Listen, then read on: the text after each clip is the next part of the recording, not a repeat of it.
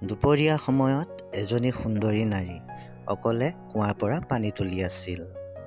তেনে সময়ত পিয়াহত পানী খাবলৈ বিচাৰিলে এজন মানুহে। সুন্দৰী নাৰীজনীয়েও একো আফচোচ নকৰি মানুহজনক পিয়াহ গুচাই পানী খাবলৈ দিলে। মানুহজনে পানী খাই বৈ সুন্দৰীজনীলৈ ভালদৰে চাই ক'লে, মই এটা তোমাক কথা ক'ব বিচাৰোঁ, যদি বেয়া নোপোৱা তেনেহ'লে কওঁ। সুন্দৰী নাৰীয়েও সুধিবলৈ পৰামৰ্শ দিলে।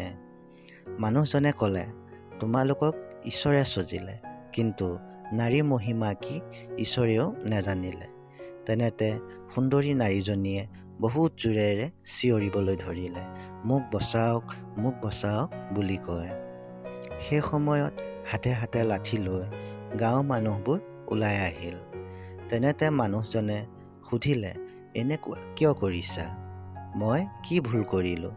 তেনেতে সুন্দৰী নাৰীজনীয়ে বাল্টিত থোৱা পানীখিনি নিজৰ গালৈ ঢালি ল'লে। ইয়াৰ পিছত গাঁৱৰ মানুহে আহি সুধিলে, কি হৈছিল? কিয় এনেকৈ চিঞৰিছিলা? তেতিয়া সুন্দৰী নাৰীজনীয়ে ক'লে, মই কুঁৱাৰ ভিতৰত পৰি গৈছিলোঁ। মানুহজনে মোক জান বচালে। গাঁৱৰ মানুহে আনন্দতে মানুহজনক আদৰি বহুত সন্মান কৰিলে। তেতিয়া সুন্দৰী নাৰীজনীয়ে ক'লে, নাৰী এনেকুৱাই, সকলো বচাবলৈ পাৰে আৰু সকলো নিমিষতে ধ্বংসও কৰি দিব পাৰে। সেয়াই হ'ল নাৰী পৰিচয়। ভিডিঅ'টো চাই ভাল লাগিলে চেনেলটো লাইক, শ্বেয়াৰ আৰু ছাবস্ক্ৰাইব কৰি ল'বলৈ নাপাহৰিব।